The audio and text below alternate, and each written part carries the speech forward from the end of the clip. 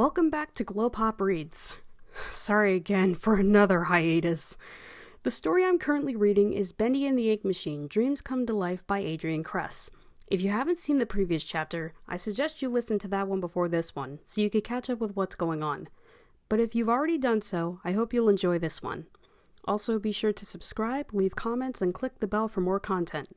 Don't forget to support me on other social media sites, and feel free to leave me a coffee as well. Links are in the description. And now, on with the story.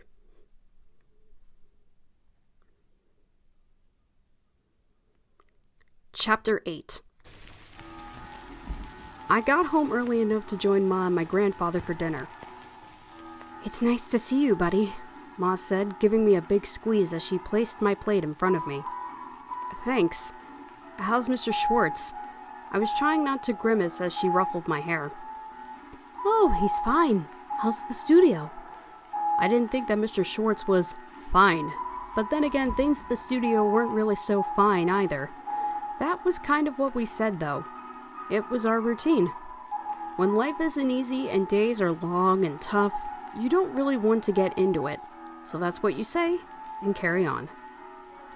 We sat there then, in silence.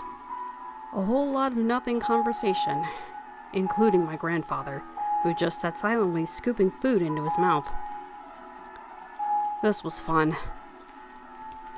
I ate as quickly as I could and then disappeared into my room. I needed to claim it before my grandfather did. I sat down on the floor and placed my stolen paper and ink next to me. Then I took a sheet and put it on the windowsill. It wasn't as wide as a desk, but it was a solid enough surface, and I'd been using it to draw on since I was a kid. I was lucky the windows went down as low as they did, and that my body was as long as it was. Time to draw. Yes. Dot, you know very well what it's like facing a blank page. I know that writers get the same feeling. It starts off exciting, but as the seconds tick by, the minutes, the feeling starts to turn. To feel bad. You get anxious and you can almost feel like the paper is making fun of you. Not all the time, but it seems to happen exactly when you really need to draw something. This feeling of pressure. Not fun. I cracked my neck and pushed my hair up off my forehead. It stayed standing upright since it had been matted down with sweat. I was ready for the summer to be over. I took off my button-up and sat there in my undershirt. It was cooler. A little bit. A very little bit. Just start drawing. Draw anything. Cowboy Bendy. It popped into my head just like that. Dot's idea. Well, she definitely needed pictures to go with it, and I liked cowboys. I grinned to myself and started drawing. It was my first time ever attempting Bendy, and it surprised me how much harder he was to draw than I thought. He looked so simple to do. A round head, 2 eyes, a mouth, not even a nose to worry about. Noses can be tricky. But somehow he just kept coming out a bit wonky. I stopped and tried another tactic. I started drawing the horse I wanted him to ride. That wasn't easy either. Somehow the body was looking stubby and thick, like a donkey or an overweight dog. The legs were too wide too, and the head. I didn't even want to think about what a head like that on a real horse would actually look like. I tried again. This time the proportions were a bit better. I stopped and looked at my paper. 3 awkward bendies and 2 kinds of horses. It wasn't bad. It wasn't good either. And then it wasn't there anymore. The paper vanished from beneath me and I whipped around and looked up at my grandfather standing over me. I had no idea what he was doing, and yet for some reason I didn't say anything. I just watched him, noticed that even on a day like today he was dressed in that same long-sleeved shirt, cuffs tightly closed at the wrists, slacks and suspenders, socks and shoes. I had no idea how he wasn't melting from the heat. He was staring at the paper intently. He looked at me. Then he pointed at me. "You?" he asked. "It's for my job," I said. Did he understand words like job yet? Did he understand anything? Even when he spoke his own language? I was starting to think maybe the people in Poland might have thought he was as bizarre as I did. Riding? He asked and pointed to the paper. Yes, I replied, nodding. He smiled. Cowboy? I didn't think in that moment that it was neat my grandfather knew what a cowboy was. I didn't even think to question how he knew. I was too hot and too frustrated. I sighed. Yes, grandfather, a cowboy. Can I have my paper back? Please? He placed it on the dresser next to me and leaned over, looking at it closely. He motioned with his fingers, a kind of grabbing thing, but didn't look at me. I didn't know what he was doing. I didn't have time for this. Give, he said, still wiggling his fingers. It clicked finally. He wanted the pen. He wanted to draw. This wasn't just some game for me, but he was treating it like I was a little kid doing some hobby. I didn't like this at all, but he wouldn't stop. I knew it. I gave him the pen. He smiled. Give. He raised his eyebrows at me, then glanced down. I sighed again and passed him a fresh piece of paper. Ah, he said. He started to draw on the page while I leaned back against the wall. This was ridiculous. I looked out the dusty window. Mrs. Bilski across the street was hanging the laundry on the line. Her cat was trying to play with the sheets as they dangled. I never liked cats. Cowboy, said my grandfather. He was smiling at me and pointing at the paper. I nodded. He tapped on the paper. So with a groan, I pushed myself up to standing and looked at it. And looked. And stared. I turned back to my grandfather. He was walking out of the room. Just leaving like nothing had happened. Like he hadn't managed to draw a perfect horse. And a perfect bendy. Just like that. In less than a minute. I grabbed the paper, following him out into the hall at once. Grandfather! I turned into the kitchen. He was sitting already, looking at me like I'd lost my mind. How the tables had turned. Buddy? Ma was standing at the sink staring at me too. I ignored her. How? How did you do this? I asked him, pointing to the paper. How? He asked me, looking confused. How? I kind of yelled it, which made him flinch in a strange way, and I hadn't meant to scare him, but I was just really full of energy. He slouched low in his chair, like his frail old body was withering away and seemed to almost disappear in it, but even more than just that. Buddy, please, said Mama, her voice full of warning. I'm sorry, I said, sitting next to him. It's good. It's really good. He looked at me carefully and thought for a moment. You draw cowboy? I can't. You can. I laughed the kind of laugh that isn't really one. That's more like a frustrated sigh. I really can't, Grandpa. He reached out and took my hand gently in his. It was warm and soft. He carefully looked at my fingers, at the ink stains. You can. I shook my head. The heat was getting to me now and I was feeling overwhelmed and very tired. Mad at myself. The one thing I wanted to do and I couldn't even do it. I teach, he said. No. I stood up slowly. No, it's okay. What was the point? I made my way to the door. Where are you going? Ma asked. I don't know, I replied. I got deeper in my head with that question. Where was I going? What was I doing anyway? I went outside, but the air was stale. I started to walk east toward the river. I needed to feel a breeze on my face. I needed to not feel completely suffocated. I picked up speed and soon I found I was running. Running away? Running towards something? The river greeted me and I could breathe again. For that moment at least. The next day I sat in my dark little corner, and it was the first time I actually didn't mind being so far from the rest of the team. I pulled the drawing of Cowboy Bendy out of my pocket and spread it out on my desk, flattening it as best I could with my hands. It wasn't just that my grandfather had drawn the perfect horse. It was more than that. It was the expression on Bendy's face. confident and proud. It wasn't just that plastered-on smile that I saw in the large advertising cutouts stored around the studio. There was personality even though there was so little to work with. Just eyes and a mouth. There was a feeling, too, of movement, like they were riding along at a fast speed, and there was the comedy of his lasso getting all messed up around the cactus. He'd done so much with so little. I didn't know how. I needed to figure it out, so I could impress Mr. Drew. "What's that?" asked a voice over my shoulder. I looked up. It was Jacob. He bent down and stared at the drawing. "Hey, Mac, that's not bad." He grinned at me and stood up. "Thanks," I said. I knew I should explain it to him that I hadn't done it, but it was the first time anyone in this place had actually said a nice thing to me. He nodded but didn't go away, so I felt like I needed to say something else. "I did it last night." "It's nifty," he said. "Is that a good thing?" I asked. Jacob grinned. "Definitely." He turned. "Hey, Miss Lambert." "No, don't," I said, but it was too late. She glanced up from her desk at the other side of the room, unfolded her long legs, stood, and marched over to us in a very sharply pressed pair of trousers. "What's going on?" she asked. The line between her eyebrows seemed extra deep.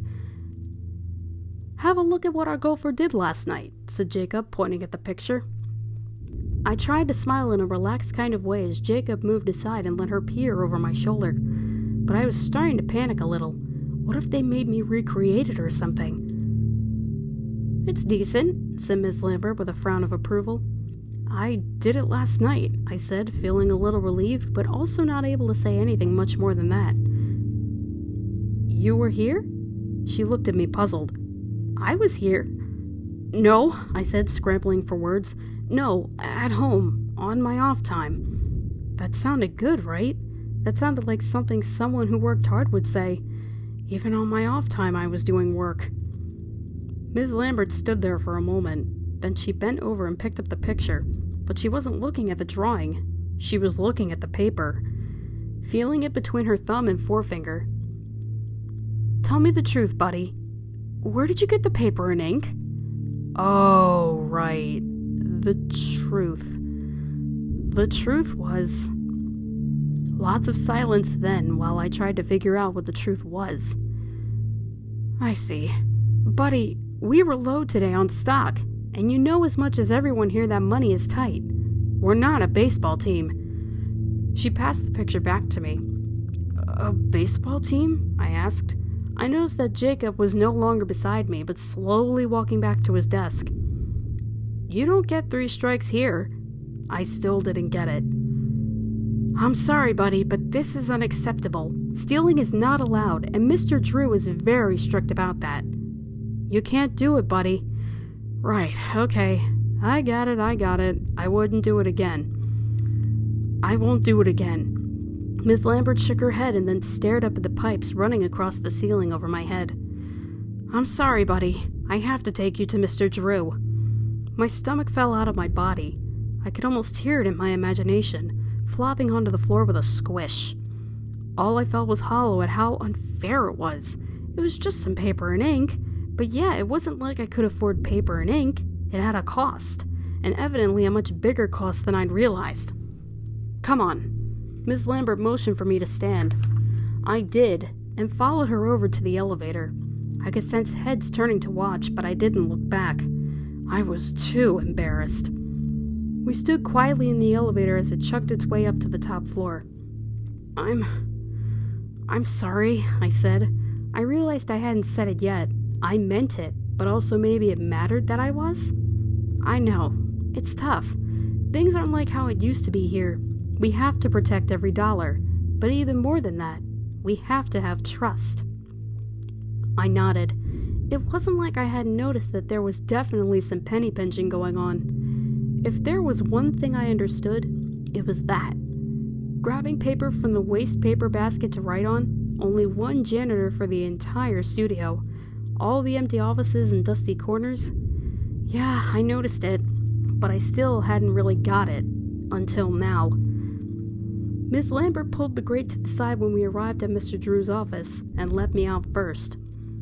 We approached Ms. Rodriguez sitting behind her desk, typing away at that fast speed just like I'd seen her the first time I met Mr. Drew.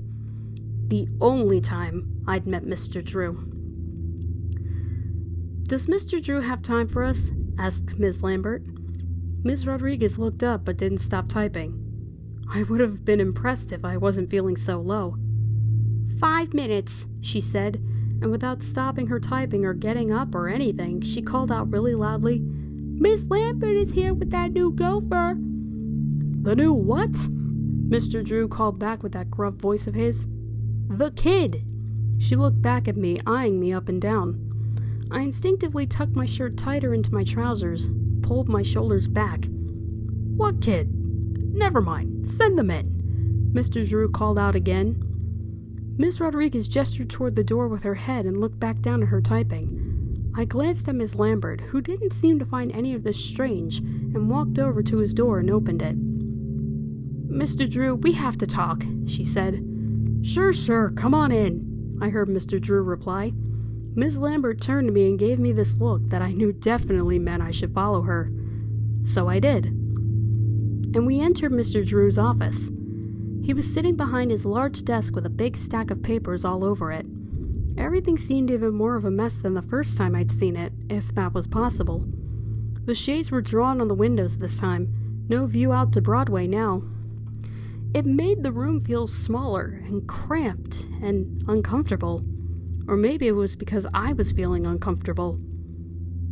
"What's all this about?" he said, not looking up, instead focusing hard on a piece of paper in front of him. It was the first time I'd seen the man since he'd hired me, since I'd brought him his suit, and now I was about to be fired. What would happen then? Would Mr. Schwartz take me back? I didn't think so. Ma would be so disappointed in me. "I'm sorry, Mr. Drew, but this new kid of yours was caught stealing," said Miss Lambert. "Stealing?" He finally looked up at that. He stared at me. "The kid?" he said, pointing at me, remembering I existed. That didn't make me feel bad at all, being forgotten. Nope, not at all. "Yes, sir, Buddy Lewick. Unfortunately, he was caught stealing, and per the rules, well, I brought him to you to handle it." She sounded tired, like this was the last thing she wanted to be doing right now. I didn't blame her. "Ah," said Mr. Drew. "Right. Well, Buddy, what do you have to say for yourself?" He frowned his forehead at me, and his thick eyebrows met each other over the middle of his nose to have a private conversation. I imagined eyes on them, and lines where their own furrowed brows would be. Ms. Lambert gave me a small shove. "Go on." I looked back at her. She didn't seem all that angry. She just had to do this. I wanted to draw," I said, turning back to Mr. Drew. Ms. Lambert sighed hard behind me. "He stole supplies and took them home with him. You know we can't afford—" "Please, Ms. Lambert, tell me what I can and can't afford, why don't you?" Mr. Drew crossed his arms against his chest. I looked back again at Ms. Lambert and saw her sputter a bit. She went to say something but stopped herself. I was only following your directions, sir," she said through a tight jaw. Mr. Drew nodded. "I do understand, Ms. Lambert. I do. And we can't have the team just taking things. We have stock to keep track of. And of course, the fact that he got into a locked cabinet." He looked at me carefully. I didn't like it. For a moment, I thought maybe he was on my side. Now I had no idea what he was thinking anymore. "You get back to work, Miss Lambert. Let me have a word with our gopher here." "Yes, Mr. Drew." With that, she turned and left the office, her shoes clicking away until it was eerily silent. Mr. Drew didn't move. He didn't say anything. He just kept looking at me in that way he'd been looking at me. "Buddy, right?" he said finally. "Yes, sir." He was still for another moment. Then, "Okay, let's see it." "See what?" "You wanted to draw, so let's see it. Let's see the finished result." I didn't have a finished result. All I had was my grandfather's drawing in my back pocket. I reached back and pulled it out, placing it in Mr. Drew's already outstretched hand. He unfolded it and looked at it. He looked up at me. "Close the door, buddy." I closed the door. Sit. I sat. There are things I'm supposed to say and do as a boss. But the thing is, kid, I never planned on being the boss of anyone. I was just a man with a dream. I was just a man who knew what he wanted and took one step and then another. And soon I was dancing. You get me? Not really. Yeah, I said. I'm supposed to tell you stealing is wrong, and believe me, I don't like it when people steal from me.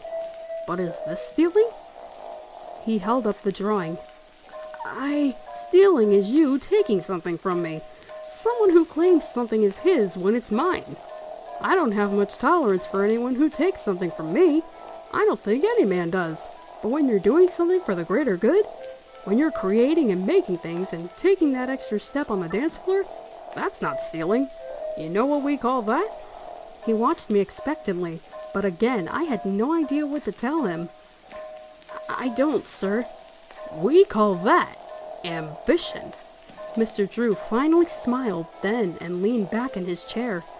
I wasn't sure how or why, but I never understood then at the least I wasn't in trouble. I understood that for some reason I was actually being praised.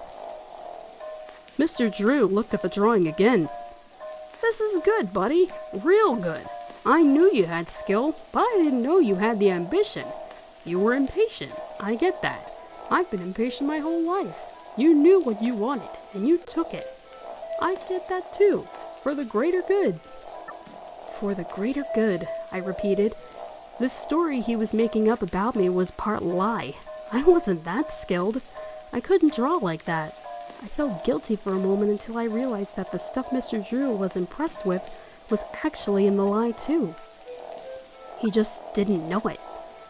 Showing him the picture my grandfather had done had helped me save my job. It'd been for the greater good. I like you, buddy. I'm sorry I haven't been around much. I've been working on a project. It's been tricky. Not everything works on the first try, you know? That I definitely did know. Yes, sir. Been a lot of late nights and meetings and investing in technology I'll admit I don't entirely understand. You gotta believe me that when I first saw a movie, I thought it was magic. That's how I am with new inventions. It's all magic to me. He sighed. Then, as if he'd made up his mind about something, stood. So don't take my absence to mean I don't like you, buddy. I don't, sir. I didn't mention how he totally seemed to forget who I was a moment earlier. Probably because I didn't want to think about it. I wanted to believe him. Good. Come with me. I have something to show you. I stood and followed him out the door. I thought we were heading for the elevator, but he turned down the hall past Miss Rodriguez's desk. I followed him to a small storage closet that he unlocked with a grin, and he pulled the chain for the dim, dusty light bulb in the ceiling. There were a couple novelty cans of bacon soup on a shelf to the side and a cutout of Alice Angel. Against the back wall was a pile of boxes stacked to the top, and that was when Mr. Drew started to move aside. Help me out here, would you, buddy? He said, passing a box to me. It was large but light, almost like it was empty. I placed it to the side and took the next, and that's when I noticed a hole behind them. As we cleared the last box, Mr. Drew turned to me with a finger to his lips, and then motioned for me to follow him. He disappeared through the hole into the dark beyond. I admit, I approached it carefully and with a bit of concern. I should have just trusted him, I guess, but it was such a strange thing to be doing. To just casually move some boxes in a closet, and then walk through a giant hole in the wall. And getting closer, I could hear strange sounds from the other side. They were hollow and echoey. Voices? But I couldn't just stand there doing nothing. I thought about Dot. I thought about all the stuff I'd done already. I could do this. Besides, when your boss tells you to do something. I stepped through the hole and out onto a small, wrought iron landing, kind of like a fire escape. I stared down between my feet. The floor was far below in the dark. I could see the shadows of gently swinging ropes below me. Ahead was a catwalk and brightness in the distance. Mr. Drew gave me a look and I followed him along it, holding on to the railings on either side and not looking down. I didn't really have a height thing, but maybe I had a bit of a height thing.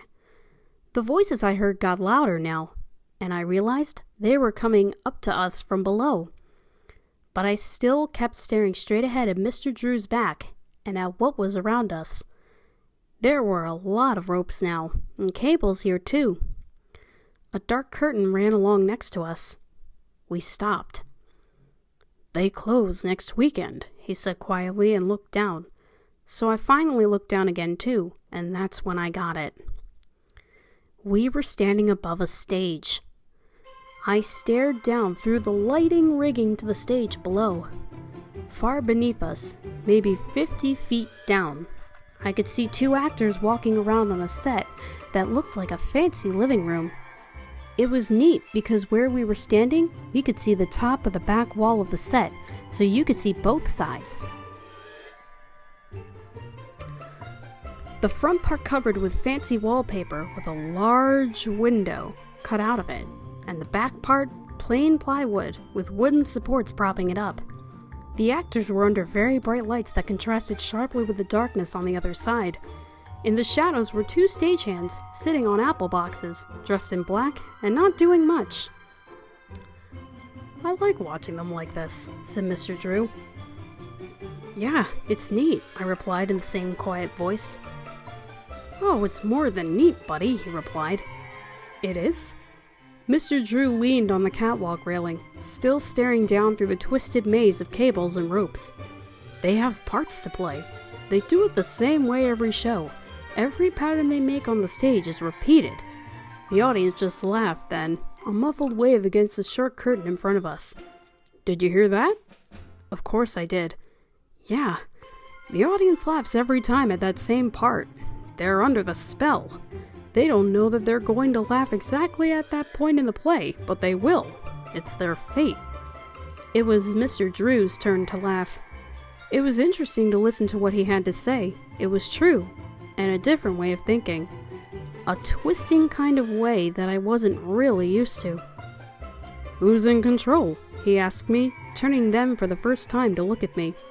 I looked back at him. He was in shadow and his expression hard to read. I wasn't sure if the question was supposed to be answered, but I tried my best. "The actors?" I asked. Mr. Drew shook his head and looked down again. "Not the actors, buddy. They need to be told where to go, remember?" I remembered. "Okay, I guess then the person who tells them?" "The director," said Mr. Drew. "Yeah, the director." We watched the actors a bit more. One of them fell over an ottoman without spilling his drink, and then suddenly a trapdoor opened under him and he vanished under the stage. The audience laughed and applauded. Joy, fun, pleasure. All of it is coordinated and carefully planned. Everyone knows this and everyone works together. It works because they trust the vision. I nodded. "You know what that is?" he asked me. "What, vision?" I replied. "Yes." "Sure. What is it?" I looked at him and he was staring at me hard. "Oh, it's having a dream, I guess. Wanting something and seeing it like it's real. Like when people talk about visions they've had. Sometimes religious, or sometimes they're sick and see things, and..." I stopped because I could tell I was rambling. I knew no one liked my rambling. "Go on." "But, the way you're talking about it is like seeing something in your imagination and wanting to make it happen." Mr. Drew smiled then and snapped his fingers at me. "Exactly. Making your dream a reality." "Dreams come to life," I said automatically. I'd seen it on the Bendy poster enough times. "They do, buddy. They do." He looked down at the stage again, so I did too. "But they don't happen without work and ambition. You gotta fight for your dreams. Fight hard."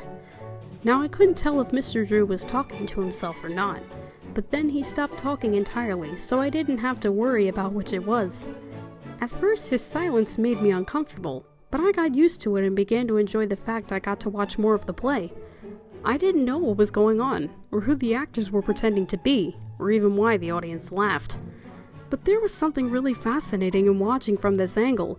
It also made me have that empty sort of feeling. That one where I realized that I'd missed out on something I didn't know I missed out on. I'd never seen a play. I'd always thought the lights on Broadway and Times Square were enough. Kind of like a painting, I guess. But inside the buildings, there was also magic. I never thought much about it. Until now. Suddenly, my whole body lurched forward, my hands losing their grip on the bar and my feet slipping from under me. I thought that I was going to fall to the stage, crack my skull on one of the lights, land on the ground, my legs twisted under me. It was such a vivid thought that for a moment, I thought it had happened. I screamed out from fear and the pain that I wasn't actually feeling, and then the world came back into focus and I realized I was still on the catwalk. Mr. Drew was laughing really hard. I noticed then his hand gripping the back of my shirt, holding on to me. I looked down. The actors were looking up at me, or at least into the darkness. The magic had stopped. Everything had ended. For that moment. "Sorry, buddy. Terrible prank. I shouldn't have done it. But you see now what I mean?" asked Mr. Drew, offering me his other hand and pulling me upright. "What?" I asked. I was out of breath even though I hadn't gone anywhere. I was still trying to understand the nature of that prank. When everyone is working together, it all goes smoothly. When one person doesn't, everything stops. "Did you push me?" I asked. "Nah, I yanked you around a bit. All in fun, buddy. Like an initiation, you know?" I didn't, but I felt better that it had been a joke and he hadn't put me in danger, even though it felt like he had. It was kind of funny, actually, now that I'd calmed down. I imagine I must have looked pretty silly thinking I was about to fall to my death and screaming like that. When I was safe. So silly. "I bought this theater," he said. "You what?" "This. All this is mine." He gestured with his arm at the dark space. "That's impressive," was all I could think of saying. He nodded and took a step toward me. "It's still a secret, so don't tell anyone. I gotta figure some stuff out. But everything's changing, buddy." "Everything." He placed a hand on my shoulder and looked at me immensely. "That's a good thing," I said, but I kind of meant it as a question. Mr. Drew smiled and nodded. "Oh yes, buddy. It's a very good thing." So, that was the end of Chapter 8. What did you think? Did you enjoy it? If so, feel free to leave your comments, like the video, and share it around if you want me to continue. Thanks so much for watching. This is GlowPOP Artisan, or the Apple Lady, signing off. And as always, I will see you in the next video. Stay safe and stay sweet, my apples. Ciao!